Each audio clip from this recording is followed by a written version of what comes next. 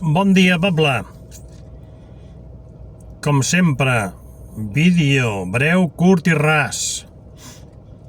El Tito Yankee no vol deixar de ser la primera potència del món i està fotent canya a tot arreu. Síria, Iraq, Iran, mare de Déu, per tot arreu. A Síria, a part de que l'està robant el petroli i li té una part de l'estat conquerida, li ha enviat un to de mercenaris,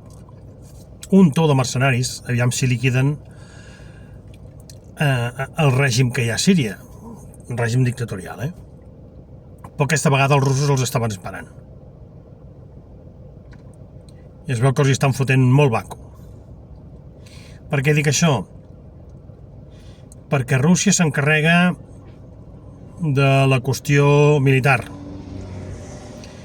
i Xina s'encarrega de la qüestió econòmica. Xina ha fet una cosa que els hi farà molt mal als americans a llarg plaç, que és crear deute amb dòlars